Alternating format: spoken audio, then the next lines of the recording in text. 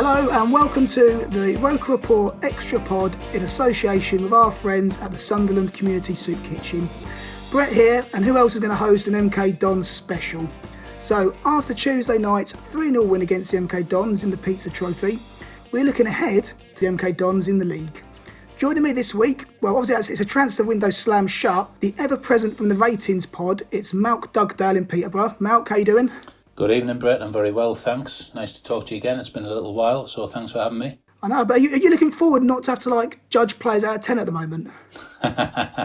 No, I mean, I love doing the reaction pods, but to be honest, I also like not doing them because when you have to do the pod straight after the game, you feel obliged to jot things down, and sometimes you don't actually immerse yourself in the game like you like to sometimes. But yeah, I do enjoy them. They're good fun. And especially when we get results like we did the other night, but not so much when they go the other way. But you've got to take the rough with the smooth. I know, I often say that actually. I'm always a bit lucky doing a pod a day after a game. I can get that annoying defeat out of the system, but then I don't also get that high after 3-0 in the cup. I suppose you're a bit gutted missing that one out. Well, yeah. But the cup means nothing if we don't do it in the league. Hopefully we can build from what we did, and we'll have another decent ratings pod coming up this Saturday night. Fingers crossed. No, definitely. And keeping with the very loose transfer market theme I've got going on, it looks like I've overspent the budget. And a bit like wanting Marco Gabardini in Conor Bromley, we can only afford his less talented brother in Ricardo. It's Niall Bromley. Niall, how are you doing? You well? Well, I was well until you threw that one out the hat, like. I'll get so much stick for that. Cheers, Brett. Hi, mate.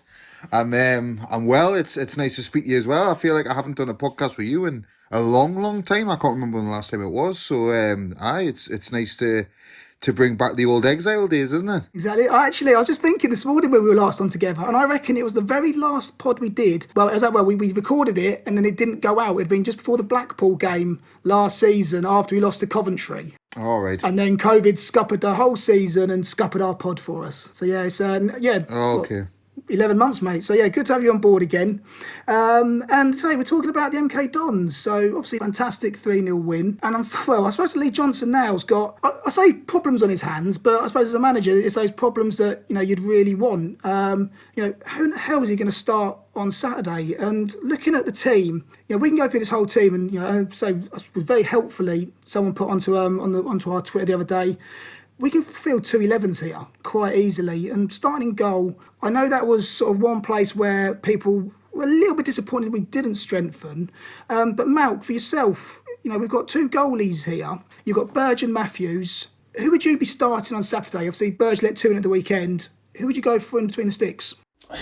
It's a bit like, when we went to Wembley against Portsmouth in the Checkatrade Cup, or Checkatrade Trophy as they called it a few years ago. We had the same challenge, didn't we? We had McLaughlin playing well in the league, and, everybody was like, we had our second string goalie playing in the cup, and then it got close to the final, and we switched it around, and John McLaughlin played in goal, if I remember correctly. So I think Matthews did enough to certainly pose a few questions. I think his distribution was a little bit better than Lee Burge's has been of late. People argue that Burge distributed the ball quite well in the Ipswich game recently, which we won 1-0, but we were against 10 men, so they weren't pressing up towards the defensive line. If it was down to me, and if you wanted me to bet something on it, I think he'll put Burge in nets, but like a lot of the other positions across the pitch, it's good that we're starting to get competition, and I include Patterson in that competition, because I was just reading on the internet the other day that he had a cracking game, even though we lost by 1 or 2-0 in the under-23s. Apparently it could have been many more if it wasn't for the way he played. So he's knocking on the door as well. But I think the coach will go back to Burge. If he does, though, I think he needs to have a chat with the goalies to make his decision as we run through the semis and the final, because you shouldn't take advantage of people and then change them at the final. I think that's out of order. It is great that we've got a bit of competition, as I said a moment ago, that across the whole field. That's what will hopefully raise performances, because in one sense, if you drop a clanger, there's a guy behind you itching to get a spot. Noel, would you be thinking keep Burge in goal yourself? To be honest, mate, I think it's a flip of a coin for me. They're both sufficient goalkeepers at League One level. In League One, I don't think you're going to get much better than that. You have a look around the league and you have a look at Gillingham's keeper from the weekend, Bonham.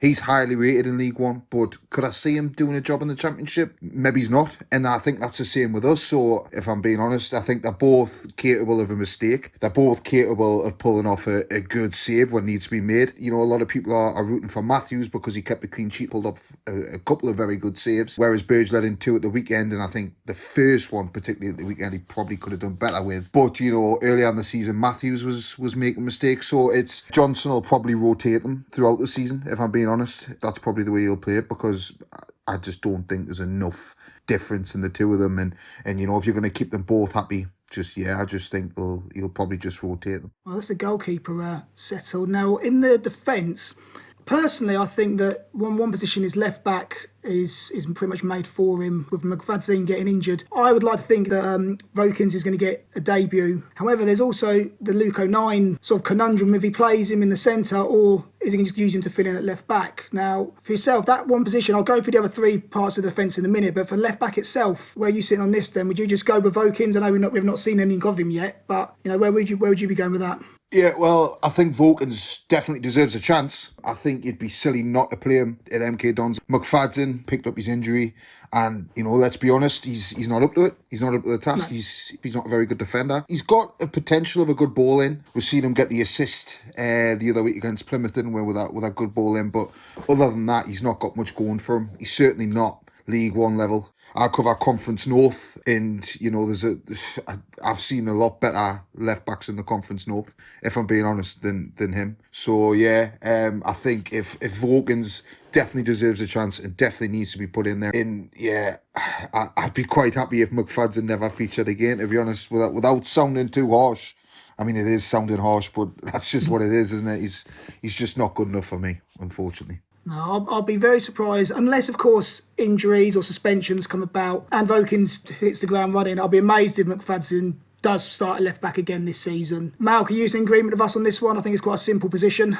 The thing, I do agree, and one of the main reasons I agree even more significantly is we looked way better when Luke O'Nien was on, even though Luke O'Nien's not a natural left back. So that answers itself, doesn't it? The other thing I would say, though, is I wouldn't want O'Nien to be penalised because he looked really strong in the midfield when we started the game. There's no way that opportunity to play where he historically has played should be taken away just because we've bought a bit of a rubbish left back who, you know, the thing that frustrates me is we knew that Hume was, if he got injured, we were in trouble.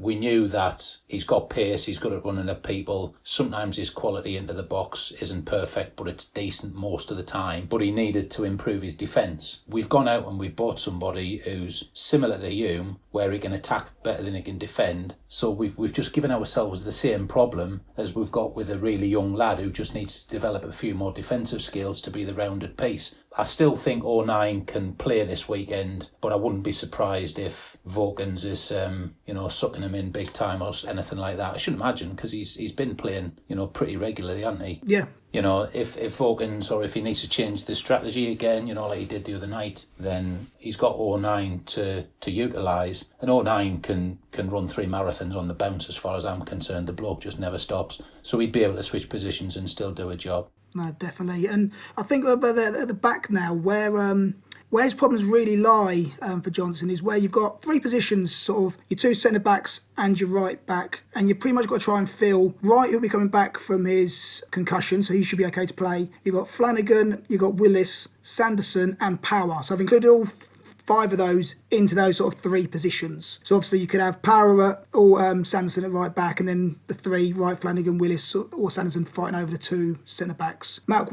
where do we fill the rest of these positions in then? What's things Lee Johnson's mind ahead of Saturday and also going forward? Because obviously it'd be good to have a settled back 4. Wouldn't it? Yeah. Yeah. So what do you think, is our best sort of back 4 going? And where do you think we're going to be on Saturday? So I would like a settled back four, but I think the coach can and should reserve the right to change that for tactical reasons. The back four that we needed to play against Gillingham was very different to the back four we needed to play against Milton Keynes. They were different threats. They were going to attack us in a different way. After watching the match the other night, I do think Power will continue at right back. He did a decent job playing against one of their most promising options. I think it's Harvey was his name, wasn't he? Who, he had a good go at him. Power held his own and did okay. So I think Power is probably one of the first names on the team sheet.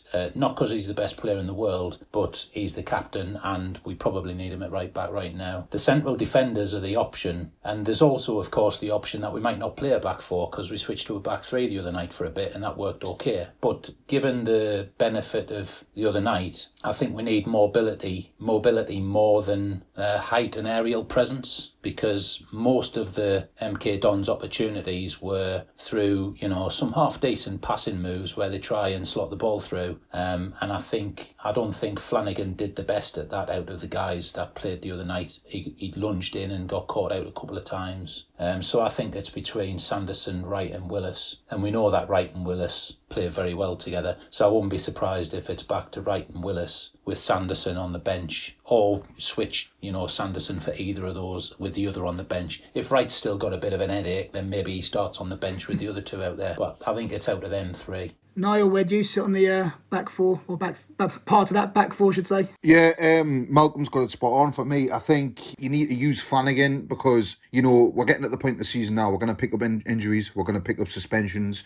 I think Flanagan is going to come in when needed and he'll probably play a lot. As Malc just touched on, you've got Willis, Sanderson, Wright, who at some point will definitely not be able to play for whatever reason.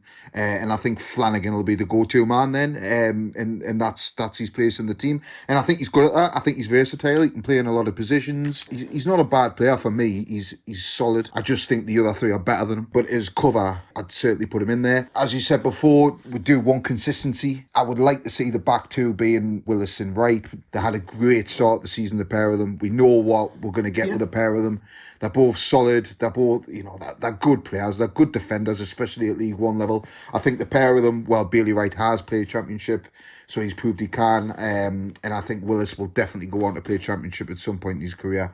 So I'd definitely stick them to. And I think with the fact with Dion Sanderson, it's great to have him as an option as well, because he's been great and as well versatile, can play the fullback roles if needed. And I think he will be itching. But as you touched on before, again, competition for places is something that we've craved for a long time. Yep. And it's good to have it. We're very lucky in our defensive options. I actually think we've got the best defensive options we've had since we've been in League One with this back four or back five or whatever you want to call it. So I agree. I think it's a good position for Lee Johnson to be in, and I think the MK Dons, it is different to Gillingham, but again they've got Cameron Jerome who will probably start, who's he's a handful on his day. And we know he's a handful on his day. He caused us havoc at the Stadium of Light. He caused us havoc 10 years ago, so, for Birmingham. So he's still doing it now. And like I say, at the Stadium of Light, he was brilliant that day. Fingers crossed Johnson gets it right.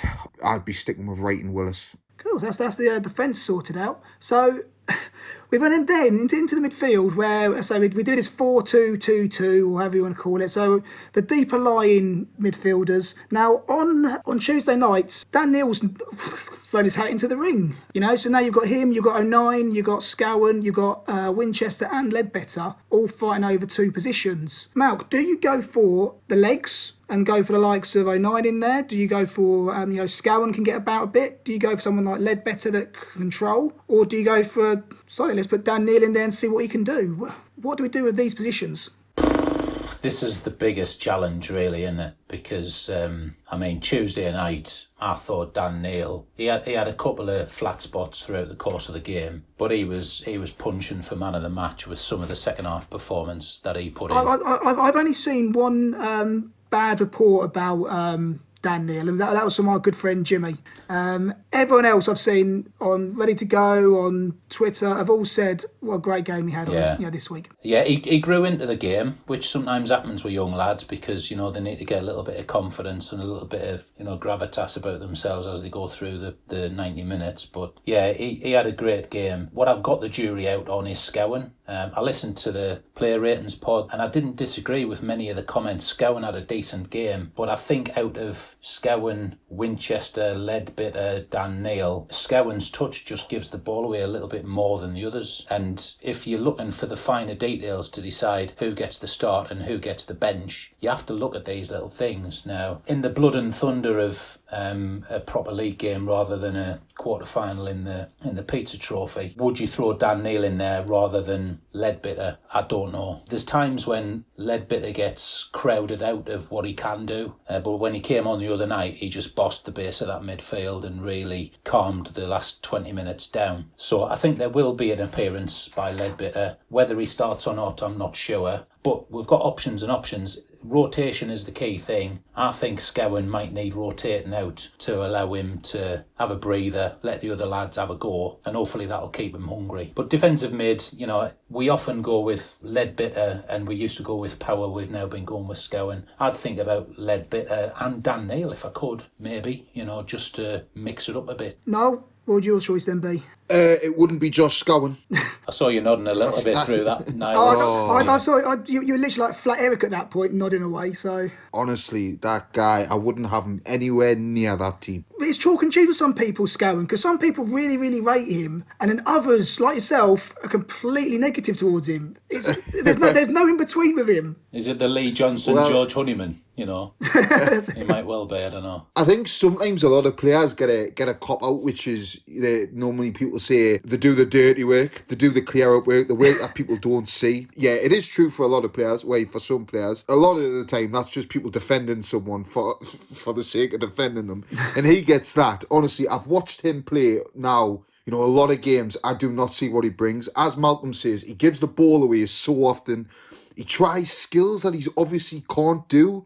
I got told when he signed from Queen's Park Rangers, I remember being told that we'll get the odd screamer off him. Yep. You'll score, you'll hit one from 30 yards in the top corner. Well, where's this? Top corner of the stadium, they meant, Niall, not top corner of the net. Exactly, which top corner? The one tiny gripe I had with Johnson coming in is I knew it meant that Scowen was going to play every game because they know each other. And he had him at Barnsley, and I knew that was going to be the case. But surely he's got to be looking at him thinking, I can't play him anymore. He got the assist against Wimbledon. I get that, but it's once in a blue moon with him for me. He does too much wrong for what he does right. It's not enough. So yeah, I wouldn't have him anywhere near the team. I wouldn't even have him on the bench, if I'm being honest. I think Winchester needs to play. Definitely, I know we haven't seen a lot of him, but what I have seen of him, I think he's a lot tidier on the ball than what Scowen is, and I think he's a better player, so I'd have him in there.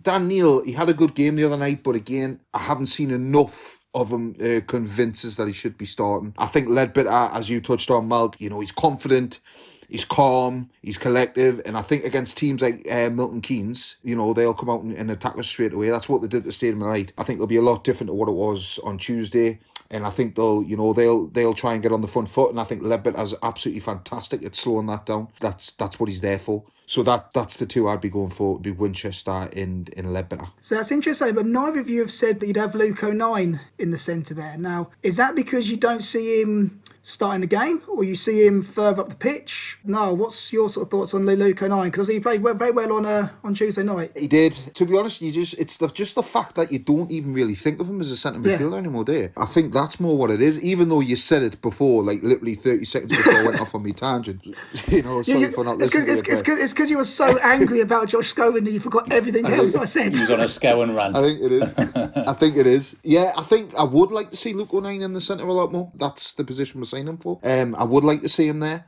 As Malc touched on, he's got the energy of some. I've never seen anyone with energy like him in a Sunderland shirt, not for a long time anyway. So, to be honest, I'd still stick with the two I've said. But if O'Nien did get in ahead of either Leadbitter or Winchester, I'd be fine with that. He's one of them diamond formation players for me where... Yeah. He can really help link up play, and he's got the combination of Scowen's terrier, where he can scurry round, break up play, win the ball back, but he doesn't give the ball away as much as Scowen does.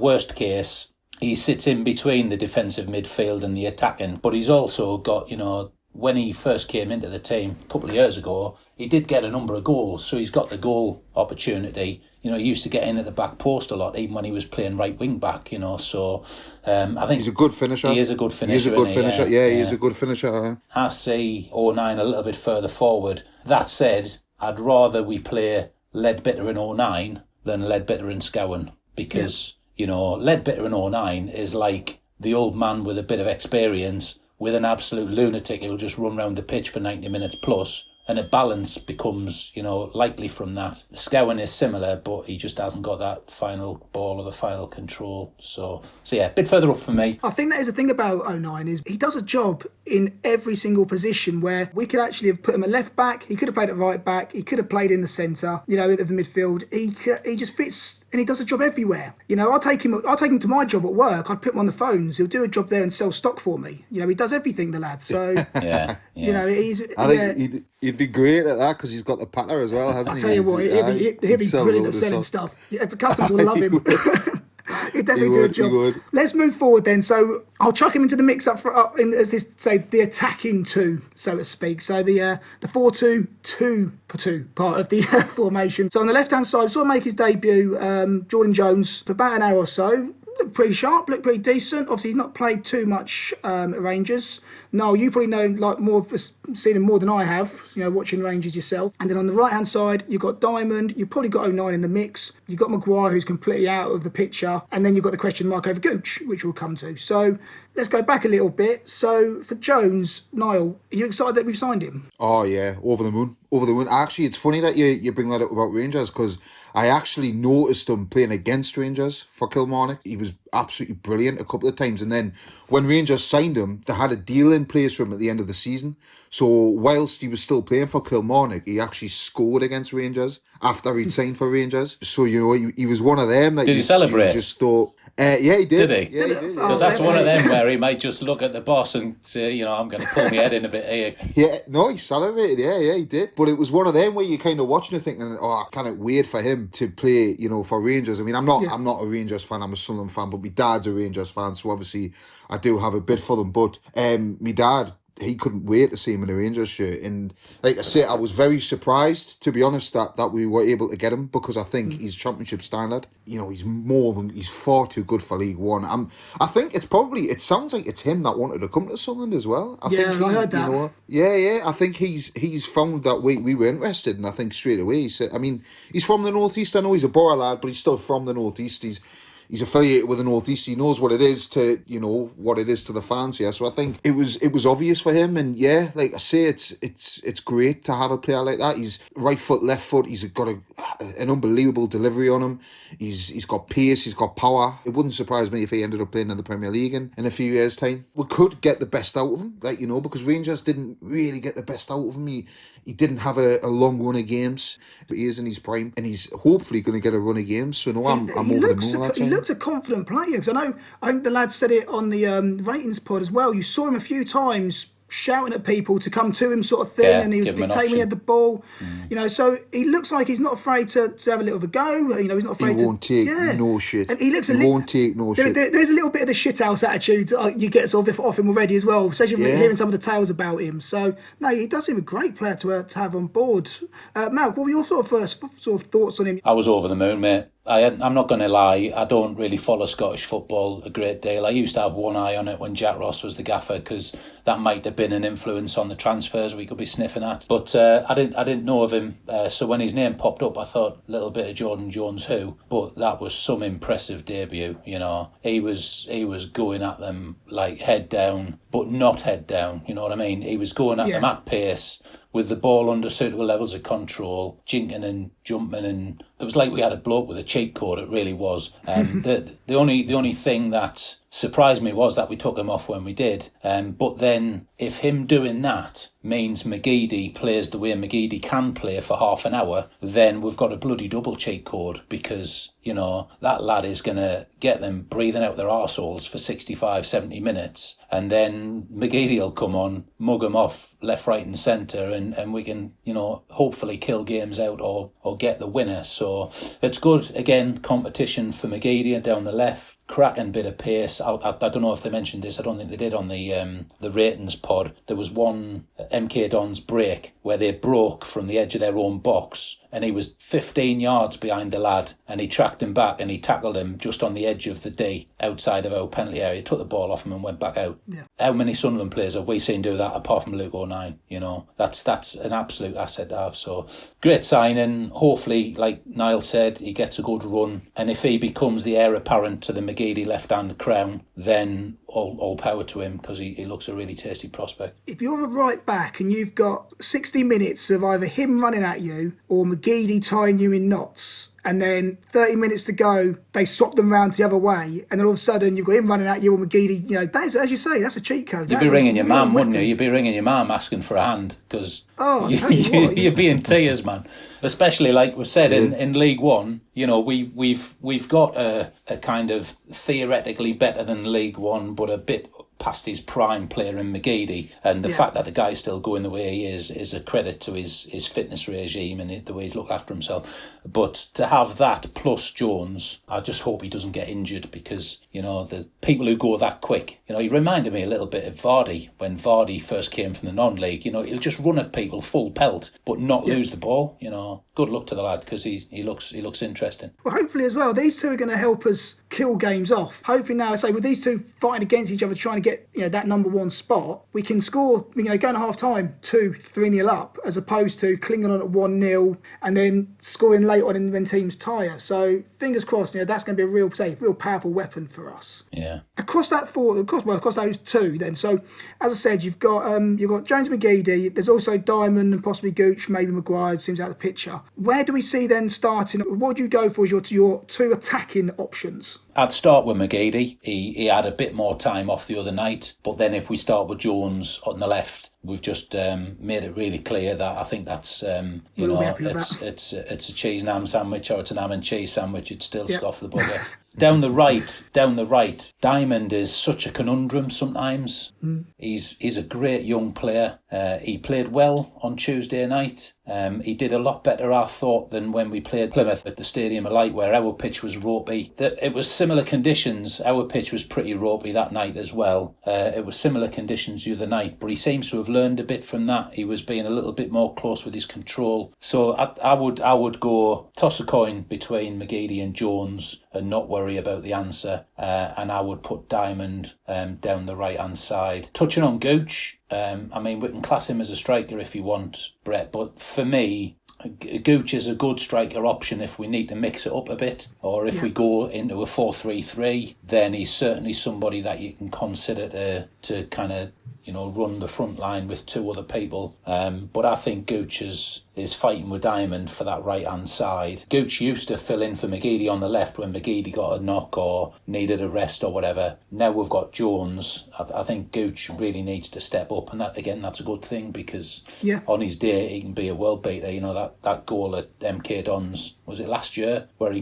curled a bender in the top corner with his left peg? You know, if he can pull some of them back out, we've missed that. So he's got it in his locker, hasn't he? Yeah, it's not been around for a while though, has it? I've not seen him have a game like that for some time. So we'll have to see if he can pull his socks up and respond to the pressure for positions, because he has to if he wants to stay in the team. So Niall, who are you going to go for then on that side? I'd probably go the other way around to Malc. I'd probably say I'd start Jones there. So you're going for the ham? Yeah. I think he's McGeady. Yeah, and I mean, you can't really even say age, because McGeady doesn't really tire, does he? Not like most 34-year-olds. No disrespect, Brett. I'll say Kevin you're talking to. You know?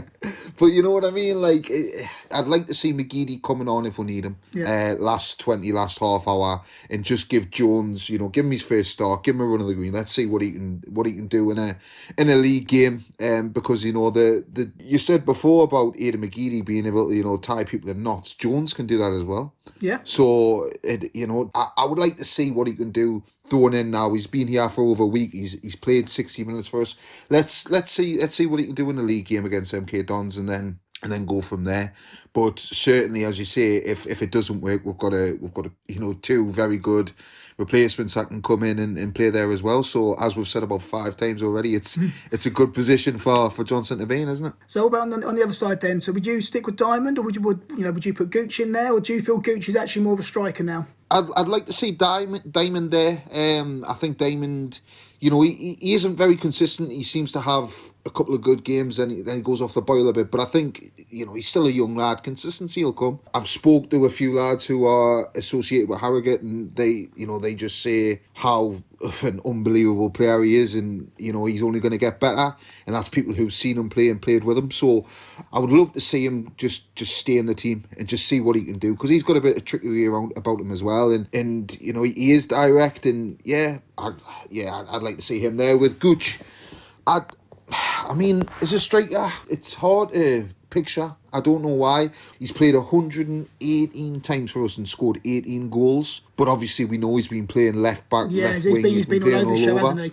Yeah, but he still scored goals. He is capable, and as Malc touched on before, he can just out of nowhere he can score like he did at MK Dons last season. He's got that in his locker, as you said. So for whatever reason, I don't know why, I kind of picture him up front, but he's possibly could do a job there, and it would be interesting to see him.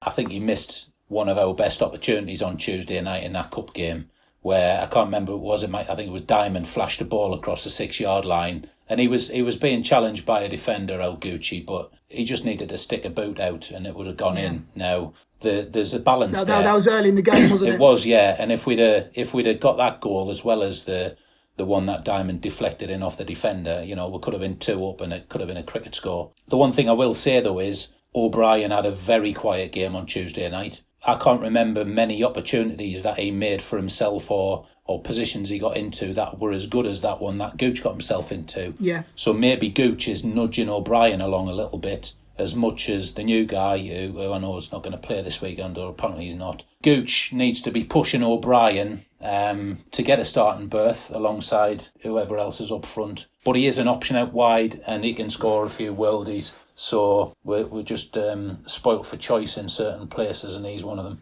So up front then, would you then be looking at going with, obviously Wyke's got to play, scoring goals. So is it Wyke and O'Brien up front? Is O'Brien, although not doing, I wouldn't say he's pulling up trees at the moment, is he doing enough to help Wyke score that means he can stay in the team then, not Malc? I think you'd be worried if our new striker was available this weekend. I think O'Brien's in the mix. I think Wyke's nailed on for reasons we've already touched on. Based on form and Tuesday night, I think I'd give Wyke and Gooch a go. You've always got the option of bringing on O'Brien when they're tired, and the sooner we get Kimpioka back and this new Ross Stewart guy back, then all the better, because then we can rotate it and have more options and hopefully score many more goals. And Niall, up front, where you going then? Yeah, well, I mean, it's got to be Wyke, hasn't it? He's got 17 goals. You don't have to sound so depressed in saying it. No, I'm not. I actually love him. I love Charlie Wyke. I don't buy into this all he does is score goals thing that Magi used to get. I never understand that. How dare he, just scoring goals. What a nightmare. It's like keepers keeping clean sheets. God, that's all he's done. If you hire a plumber, you want him to plumb. It's as simple as that. So I just don't understand why. I just don't get it. I never get it. I just think he's one of them players that no matter what, people aren't going to like him. No, that's exactly it. Well, Gary Lineker got a 30-odd year career, including the broadcasting, out of just being a tap-in and a poaching merchant, didn't he? Nobody ever said Gary Lineker wasn't a very good striker because, because he did, Are you comparing Gary Lineker to Charlie Wyke? I think Gary should be very appreciative of that. If you're listening, Gary, well done. You're nearly there.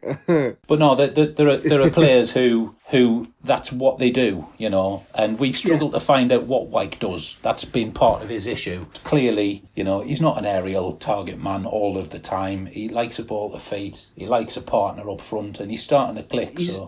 he's got a classy finish in him as well. That goal against Ipswich last week, by the way, was class. Yeah. It was a good finish. Like, it was a great finish, that. He has to start, and he has to start every game he's fit. Aidan O'Brien, again, I was on here a couple of months ago, and I was just as nasty about him as what I was about Scowen. Yeah, he did turn a corner, didn't he? You're right, yeah. Yeah, he's he is impressing me a little bit more now. I think he's busier. He seems to win the ball in the air a bit more as well. So, and he's a good option to have. We don't have a team that score goals in other positions other than centre forward. That's the way it is. We've scored 32 goals this season, and Wyke he's got 12 of them in the league. Yeah, it's got to be Charlie Wyke, and after that, I mean, I want to see what Ross Stewart's got. He seems, I haven't seen much of him. I've seen clips. Just looks like a big lad, doesn't he? Yeah. A bit of pace about him, like. A bit of pace, very tall lad, likes a cross ball in to run on to header it. Yeah, be interested to see what he does. So that's up front. Let's just hope White keeps scoring and keeps pissing off Bomber, because it's very funny when that happens. So and Gav as well. And Gav, all when of he them. scores. Yeah. It delights me. And Chris Wynn, they've all had a pop at him. Yeah, keep scoring, Charlie, mate. Right, so MK Dons at the moment are 16th in League One. A bit hit and miss though. So their last 5 games go win, lose, win, lose, win. They beat AFC Wimbledon, Fleetwood and Northampton, losing to Charlton and Peterborough during those 5 games. We did see on Tuesday they like to play it from the back. And they've got 2 danger men who did hurt us at the Stadium Light. Cameron Jerome, as you mentioned earlier, has been playing for about 20 years. He's got 9 goals, 4 assists this season. And also Scott Fraser, very highly rated, 7 goals and 5 assists from midfield. Niall, what sort of performance are we expecting from them? Like I said before, they're going to come out the traps, I think. I think it'll be completely different to what we're seeing on Tuesday. On Tuesday, our squad was strong. It wasn't our, starting 11 that you would have played in the league, but it was still strong. I think their manager, Martin, he would have learnt a lot from us on Tuesday. So, yeah, I think it's going to be a lot more measured by them, but I still think they'll come out firing. They'll try and get us on the back foot straight away. And yeah, they'll use the pace of Scott Fraser, very good player, had a very good season last season at Burton. Bit surprised that he went there, to be honest. I know we were linked with him. And there was the winger, was it winger Johnson that you touched on before, Malc? Yeah, Lewis Johnson, yeah, he looked tasty, didn't he, yeah. A bit of pace on him. So, they have got threats. They have got threat going forward. It's just hard to kind of, if you go on social media, a lot of MK Dons fans are saying, you're lucky we didn't have Will Grigg playing. It's hard to think of that, you know what I mean? Yeah. Like, how can I be scared of a team that's devastated that they haven't got Will Grigg playing? Well, it is going to be a different one, because I think they're going to be a different team to what we saw on Tuesday, because I've got friends at work who support the Dons, believe it or not. There is some people that support them, and they reckon that there's about 4 or 5 changes from the normal sort of first team, will be playing on Saturday that weren't playing. So it is going to be interesting. But as you say, if Will Grigg's the answer to their problems, then Christ, what's the question? It's well, that's it. I mean, it's going to prove if it was us that wasn't playing to his strengths, or if it was just him. I mean, that's the thing. They've got to ask permission for him to play on Saturday. And if they do, I know a few of the lads in the group chat said I was an idiot for saying it, but if they ask me, can Will Grigg play? Yes, of course he can play him. As much as you want, but you know what would happen, Niall. Surely you know what. That's the thing. That's the thing, isn't it? Because obviously that is what would happen, because that's what happens to Sunderland. But I mean, in general, if you had a player we've watched Will Grigg for two years now, and if someone says, can we play him against you on Saturday? I mean, judging off the way that he's played for us, yes, play, start him, that's absolutely fine. Play the 90 minutes. You wouldn't have a problem, would you? But you're right. This is what happens to Sunderland. We can't do it. We can't do it, surely. I'd actually rather have him out there than Cameron Jerome, because Jerome's got a lot more nous and capability to create goals. That one that Remy Matthews saved down to his left. Cameron Jerome, though, I think he's got some sort of personal vendetta against Sunderland because he seems to hate us, and I don't even know what we've done. I mean, because we all know about the tweet that he there was something. sent What was out. it? He put something out after the match at the stadium night, didn't he? What did he put out? He said something like Sunderland on our bang average team, bang average League One team, and then someone commented saying something like, "What about Charlie White?" And he turned around and said, you're not as good as Charlie White. You're just pissed off because you're not as good as Charlie White. And he put, and was Charlie White even playing? Or, That's the thing. He's got, for whatever reason, I don't know if we've annoyed him 10 years ago, whatever it was. Yeah, I agree with Malcolm. I'd much rather have Will Grigg playing than him playing on. Yeah. But Cameron Jerome's one of those players, though, I think, where from the outside, whenever you watch him play for teams, he always looks a bit crap. But he's one of those crap players that always score against Sunderland. I think that's what it is. I think that's Adi Akinbaye. It's Adi Akinbaye all over again for me. Yeah. That's what Will Grigg would be. Exactly, yeah, that's what he's... We had it not so long ago with Mikel Mandron, didn't we? We released the knobhead, and then he goes and bloody gets 2 goals or something against us in a game not too long ago. Yeah, I mean, the only other person that I made a note of, is it Mason who plays on the left for them?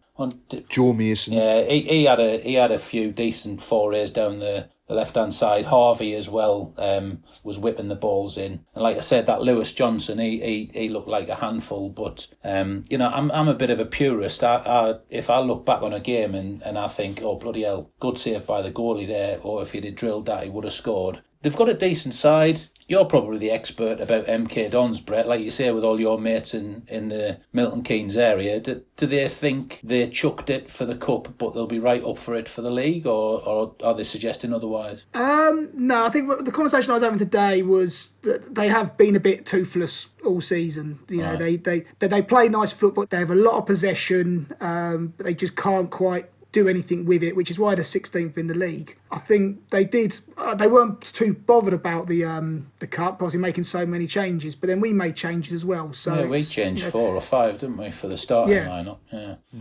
I do know that the pitch is going to be an absolute nightmare. I think it's who really copes with that, and we showed we can do it on Tuesday. So fingers crossed, same again. Yeah. Yep. Well then, gents, though, we've been chatting for quite a while now, so I think we'll call it there. Malcolm, thank you so much for coming on board and joining us on the Xtra instead of the ratings pod. It's appreciated. No, thanks for having me. It's been nice to not have to give people scores out of 10 and to talk about what's coming up rather than what's just passed. We've got I still think we've got a really good chance of nicking one of them 2 top spots. There's a hell of a lot of football to be played yet, so there's been a little mini revival recently. Let's just keep it going and hopefully 3 more points. Niall, absolute pleasure having you back on board. Been a long time, so nice to speak to you again. Yeah, thank you very much. Yeah, again, as Malcolm says, I think Sunderland have got every opportunity of going up this year, but I think that every year. But last year was a bit more doom and gloom, wasn't it? I don't think anybody thought last year we ever had a chance, whereas this year, I honestly think that there's a big opportunity in only being 8 points off top with a game in hand on Hull. We do have a chance.